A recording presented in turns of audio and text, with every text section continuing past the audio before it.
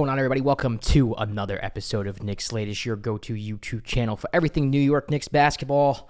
I'm Josh Rodriguez. Make sure you hit the subscribe button. Make sure you comment. Make sure you like the video. We're trying to build a Knicks community here full of Knicks fans who want to be objective, who want to comment, who want to engage, who want to debate, who want to talk everything New York Knicks. It's the most exciting time in my adult life to be a New York Knicks fan. For the first time in 2.5 decades, I could confidently say the Knicks should be the favorites to win the Eastern Conference Finals, which means they should go to the NBA Finals, which means we actually have a chance to win the whole thing this year. So subscribe, join the channel, get involved. I do take your comments. I do read them on air. I do answer them. I do comment on them myself. If you go back a few episodes, if this is your first time watching, you will see that.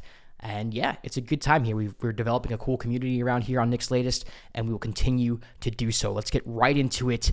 Over the weekend, it has been reported that the New York Knicks have actually reached out to Malik Beasley. This does not surprise me when someone like Malik becomes available in the manner in which he did. He was under federal investigation for gambling, but then got cleared. You do check in. You see if he is available. You see where his head's at. You see what the market's like. Now, there are 9 other teams that can offer Malik Beasley more money than the New York Knicks. The Knicks can only offer a veteran minimum unless they cut some salary now, which is not going to happen. So it is very unlikely that Malik Beasley decides to join the New York Knicks if this has everything to do with money. You know, he was with the Detroit Pistons last year. They can offer him the most money, a qualifying offer, I think, of $7.2 million. And I don't see why he wouldn't go back to them if they want him.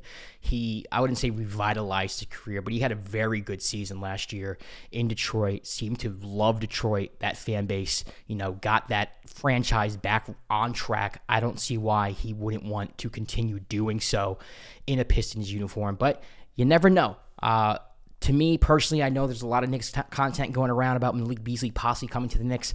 I don't see it happening. Offering someone like Malik Beasley only a veteran minimum, that would only work if he sees the New York Knicks, he sees title, he sees that he's the missing piece, and that's what he cares about. The honest truth about this is that not every athlete puts a title first before money, and not saying that's wrong or right, but, you have a family to feed, you have assets to uphold, things of that nature. There's nothing wrong with that.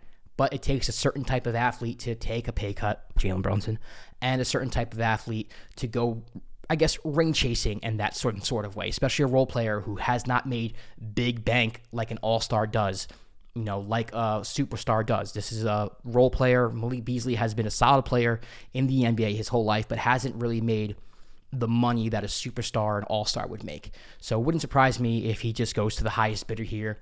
There are other teams that can offer him more, including the Cavaliers, who are also a contending team as well.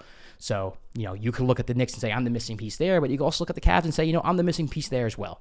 So for me, it just doesn't bode well for the Knicks. I know there's a lot of talk about it, but I think that talk is simply just because there's really not much to talk about. It's the end of August. There are not a lot of free agents out there. Not a lot of exciting free agents, at least. A lot of these people who are going to be signed within the next week or two are players who are going to be fringe rotation players at best. They're not going to make that big of a splash on the teams that they're signed to. And Malik right now is probably the biggest name out there, or I wouldn't say biggest name. You can add Russell Westbrook on there. But I think he's the player who could probably make the biggest impact on a championship contending team, at least. So kind of a prize out there. Don't really see the Knicks getting it, though, if I'm being completely honest with you. Let me know in the comments if you think otherwise, if you think Malik Beasley would turn down bigger money to join the New York Knicks, and how you would see him fit into the team. I would be interested to see if he would start. I don't think so. I think you keep the lineup, with Mitch as a starter. You bring Josh to the bench. You have a lineup of Deuce, Clarkson, Beasley, Hart, Yabusele, small lineup maybe. Or maybe you bring Mitch back to the bench. Who knows? I think Beasley is interchangeable with anything. You could never, ever have too many 3-and-D shooters, and that's what Malik Beasley is. And I think that's what the Knicks need. If you listen to this show, I've been very vocal about who I want on the back end. All right. Now, I saw this on Sports Illustrated. Ryan Shea says that the Knicks should trade Josh Hart, and he thinks he knows who they can trade him to. It'd be a 1-for-1 swap with San Antonio for the Spurs' Keldon Johnson. saying that the Knicks have a ceiling with Josh Hart having the role and the minutes that he gets on the team. Keldon Johnson could bring something different. He is I wouldn't say 3-level scorer, but he's more of a pure scorer than Josh Hart. He did average 20 a couple years ago. He can get to the hoop. Just someone who knows how to score the basketball, where Josh is just more of a Swiss Army knife. I still don't like this move. I understand where people like Ryan are coming from, that Josh is very limited in his ability, to shoot the three. The defenses sag off of him and hesitate to guard him sometimes, and that can cause problems. But Keldon Johnson's someone who shot worse than Josh Hart from three last year. Keldon Johnson doesn't have the same intangibles as Josh Hart. He doesn't do other things that Josh Hart does, and that's not a knock on Keldon Johnson. I just think that Josh Hart's a very unique type of player, and I think those unique type of players are the players that get you over the hump. I think there's a lot of talk about how Josh Hart may be limited to starting lineup, and I think that could be true. But I think the Knicks are where they are. They got to where they are in large part to Josh Hart being on the Knicks. He changed the dynamics of the team. He changed the personality of the team, and he adds a dynamic that a lot of teams don't have, and that's somebody who can grab boards, who can run a break, who can pass the ball, who can score if he needs to. Josh can shoot the three when he's confident in doing so. We saw it against Philadelphia in the first round a couple of years ago. So I just think that's a confidence issue. And then just on top of the fact of being roommates with Jalen Brunson and Mikal Bridges and having that chemistry there too, I think that's huge. Josh is not somebody who I'm letting go lightly. He's not someone I'm trading for Keldon Johnson. I think Keldon's a nice player in San Antonio. I think he might be an odd man out in that situation. They're a young team that's growing, that's adding pieces, and he might, not fit in there anymore. But I don't think him coming to New York is the right spot for him, especially for Josh Hart. If I'm getting rid of Josh Hart, it's probably going to be in a deal that's going to be for a better player, a star, or an all-star. I know you can't get 1-for-1 with a Josh Hart. It might have to be multiple players in that deal. But I'm not letting go of Josh Hart 1-for-1 for a player like Keldon Johnson. And that's not me trying to insult Keldon. That's just me emphasizing how big of a role I think Josh Hart plays on this team. I know sometimes he can drive us crazy, bad turnovers, doesn't shoot the ball, bonehead plays. Been there with Josh. I get it. I understand it. But to me, I don't think he caps the ceiling of this team. I just think that his minutes need to be staggered correctly. And that's something that I think Tom Thibodeau failed at. I think that's a big reason why he's gone. I think he fell in love with Josh Hart to the point where he only trusted Josh Hart in certain situations. And I don't think that boded well for him at all. You change the starting lineup, you bring in Mitch, you put Josh to the bench, but then Josh ends up playing 38 minutes anyway and has minutes with the lineup that, didn't work well in the first place. It just didn't make any sense.